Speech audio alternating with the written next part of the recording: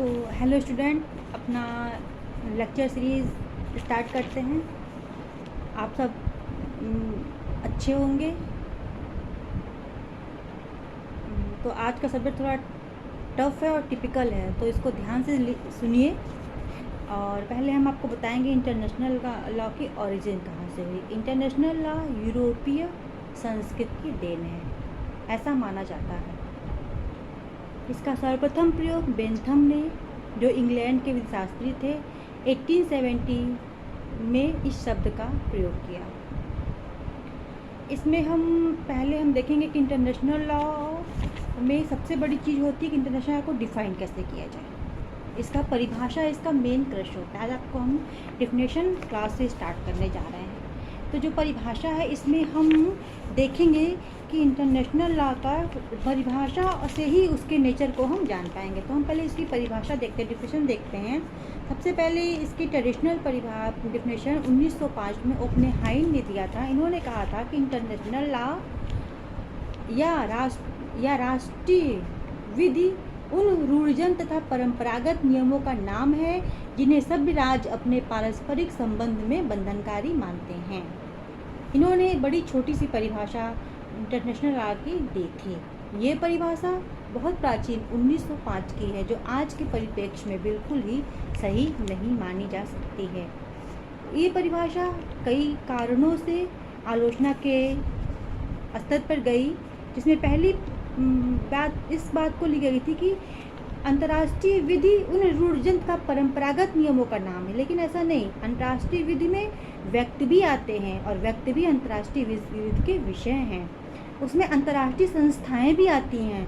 उसमें सब राष्ट्रों द्वारा स्वीकृत विधि के सामान्य सिद्धांत भी अंतर्राष्ट्रीय विधि के स्रोत में आते हैं, जो हम आपको 38(1) में पढ़ाएंगे। और जो नियमों का समूह है, ये छोटी सी परिप्रेक्ष्य में अंतर्राष्ट्रीय विधि को मानना कहीं से भी सही नहीं दिखता। उसके बाद J.A. ब्रायली आए। ब्रायली ने कहा कि राष्ट्रों की विधि अथवा अंतर्राष्ट्रीय विधि उन नियमों तथा कार्य रूप में आने वाले सिद्धांतों का समूह है जो सब राष्ट्रों के पारस्परिक संबंधों पर आधारित होते हैं।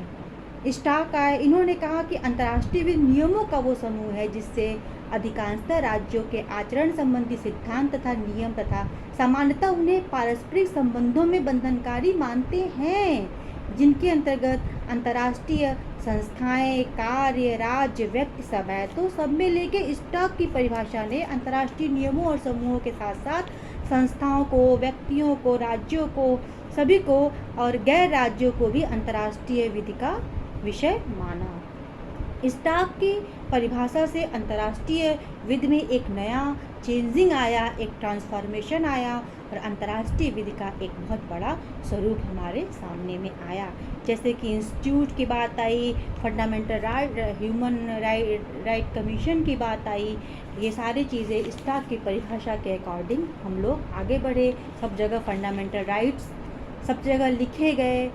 कहीं मैग्ना कार्टा को उसको हूबहू लिखा गया, कहीं उसको मॉडिफाई किया गया। इस तरह करके सभी लोगों ने इसको काफ़ी ज़्यादा, स्टार्क की परिभाषा को काफ़ी ज़्यादा मान्यता मिली।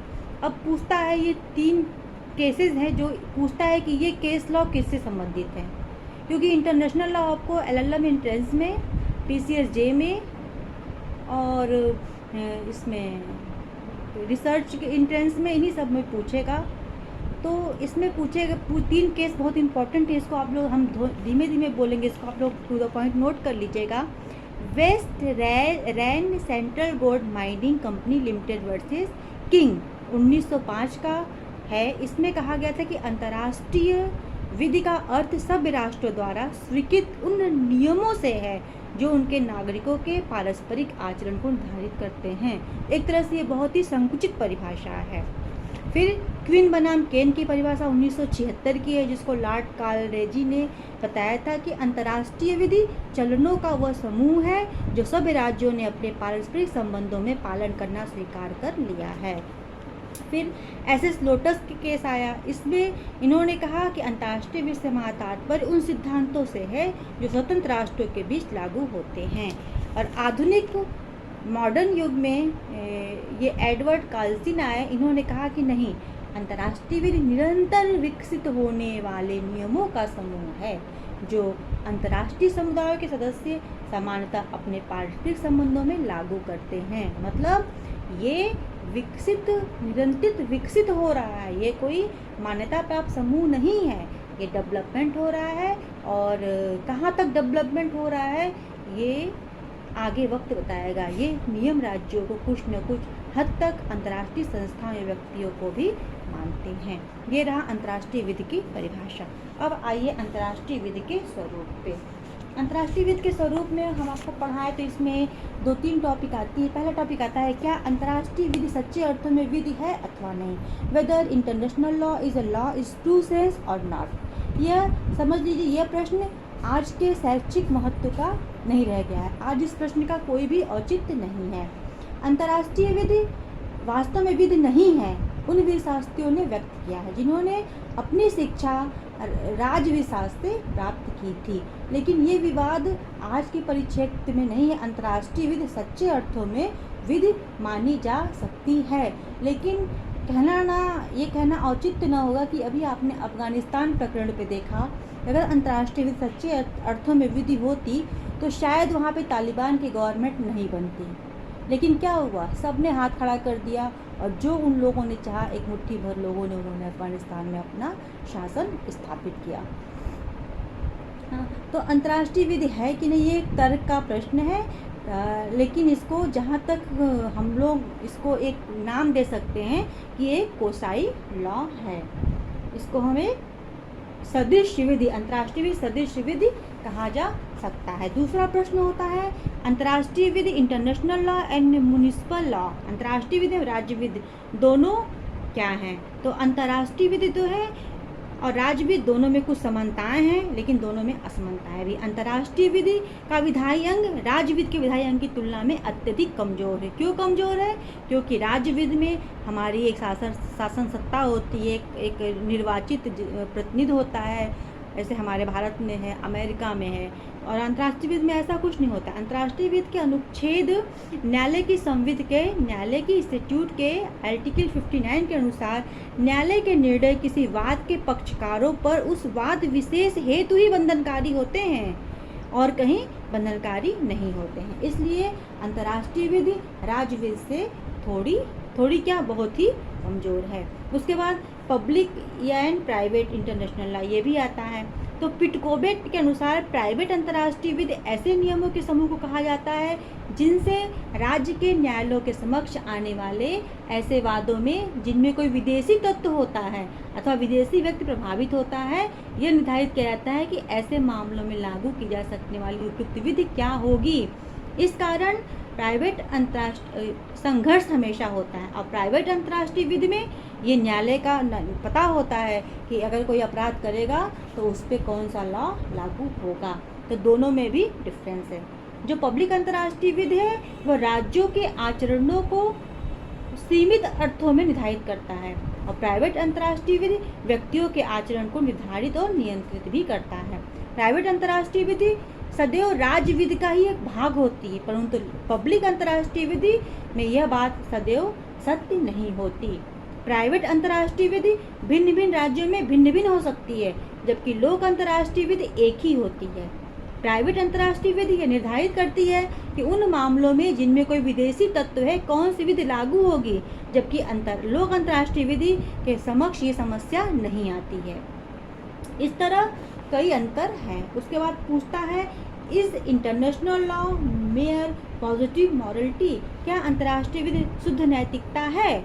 ओपनहाइमर ने लिखा है नैतिकता के नियम वे नियम हैं जो समुदाय के सामान्य सहमति द्वारा विवेक और केवल विवेक पर ही लागू होते हैं, जबकि एडवर्ड कॉल्सिन ने कहा था कि अंतर्राष्ट्रीय नैतिकता को उचित व्यवहार का स्तंभ माना जाना चाहिए।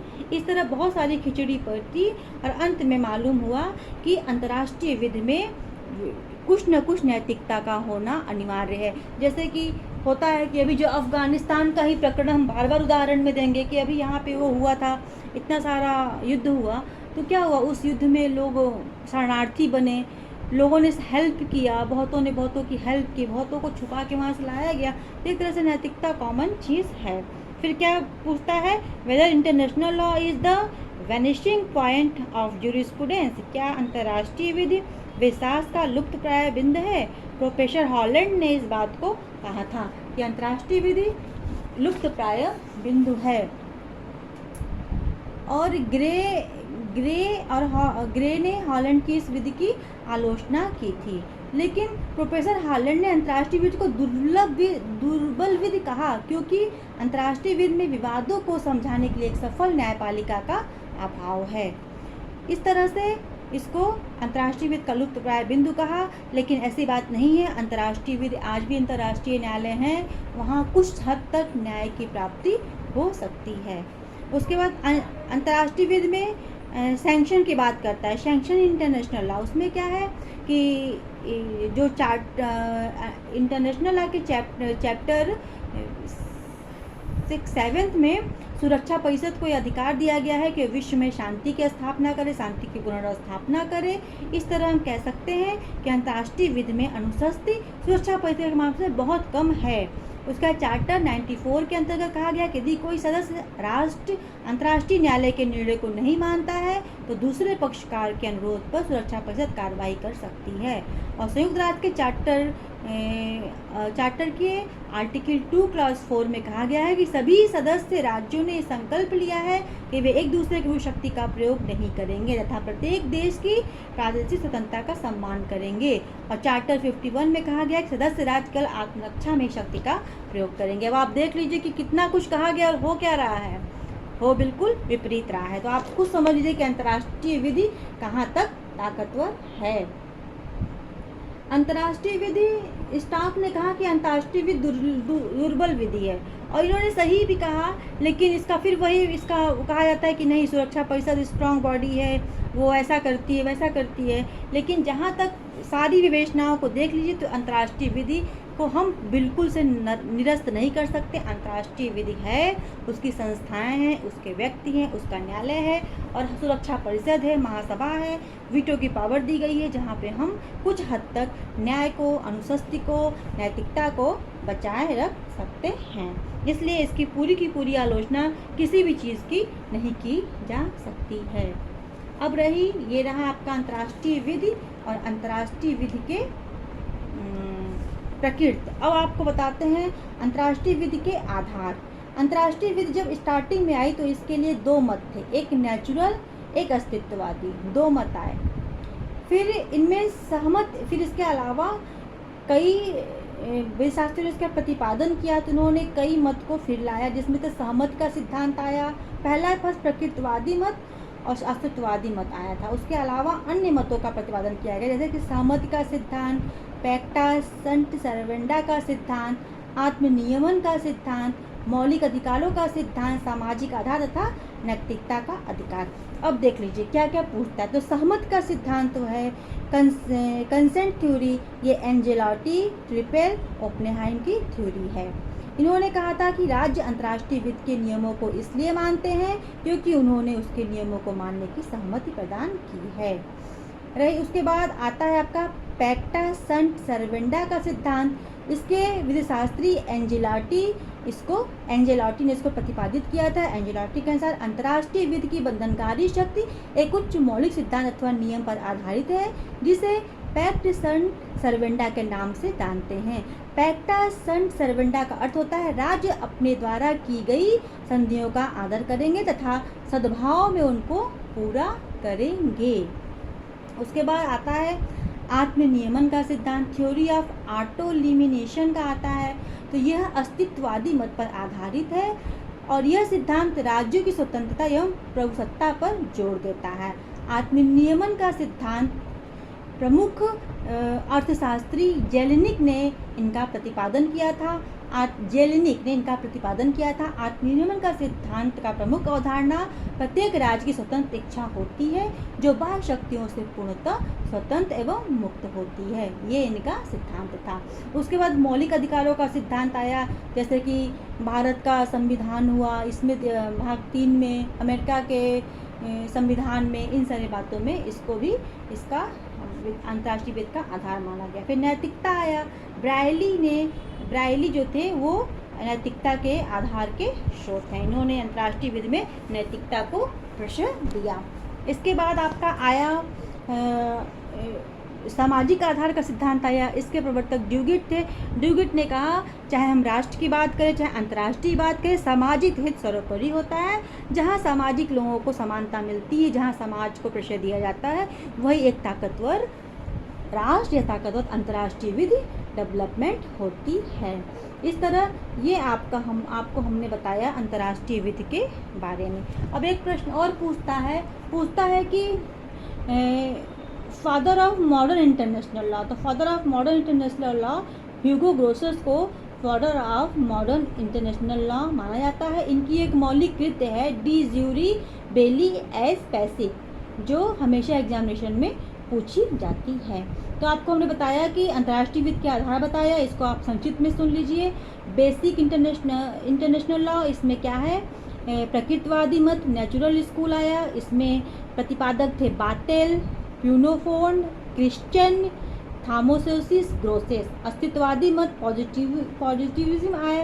इसके प्रतिपादक थे हीगल, एंजेलोटी, ट्रिपेल, विंकरशोयर आदि। अन्य प्रमुख मत आए, सहमत का सिद्धांत आया, एंजेलोटी, ट्रिपल, ओपनहाइम। आत्मनियमन का सिद्धांत आया, जेलिनिक। पैक्टा सन सर्वेंडा का सिद्धांत आया, एंजेलोटी। मौलिक अधिकारों का सिद्धांत आया, प्रकृतवादी वेदशास्त्री। और नैतिकता विधि का आधार आया तो प्रोफेसर बायली। और सामाजिक आधार आया तो ल्यून ड्यूगिट। ये रहा आपका अंतर्राष्ट्रीय विधि का छोटा सा एक लेक्चर। अब हम इसको भारत के परिप्रेक्ष्य में पढ़ेंगे। तो भारत के संविधान के आर्टिकल 51 में कहा गया है कि इस अनुच्छेद के अनुसार राज्य का यह प्रयास रहेगा कि अंतर्राष्ट्रीय शांति और सुरक्षा की वृद्धि हो, राष्ट्रों के बीच उचित समन्वय युक्त संबंध बने, अंतर्राष्ट्रीय विधि एवं संधियों की बाध्यताओं को राज्यों के परस्पर व्यवहारों द्वारा आदर मिले और अंतर्राष्ट्रीय विवादों को मध्यस्थम द्वारा निपटाने का प्रोत्साहन मिले। तो अनुच्छेद 51 के संविधान के भाग 4 के डायरेक्टिव प्रिंसिपल में इसको समाहित किया गया है। अब हम आपको आगे का लेक्चर जो कल की टॉपिक आपकी होगी वो हम देख लें एक बार जरा इसमें कि कल की टॉपिक क्या है, वो हम आपको कल बताएंगे। सोर्सेज ऑफ इंटरनेशनल लॉ, ये मेरी कल की टॉपिक रहेगी। Thank you so much. जैसे भी आप लोगों को मेरी बातें समझ में आई हूँ, थोड़ा सा मुझे प्रॉब्लम हो रही है, अभी आप लोगों को हम पूरा समय नहीं दे पा रहे हैं, थोड़े से हम व्यस्त हैं। और जैसे ही हम इस प्रक्रिया से खाली होते हैं, हम एक अच्छा सा आप लोगों को बोर्ड पे अपना दे के लेक्चर और आपको लिख के सब समझा के दिखाएंगे। तब तक मेरे साथ बने रहिए, समझिए जो हमने पढ़ाते हैं। और आप सभी लोगों को मेरी तरफ से ढेर सारी शुभकामनाएं। स्वस्थ रहिए, मस्त रहिए, खुश रहिए। धन्यवाद।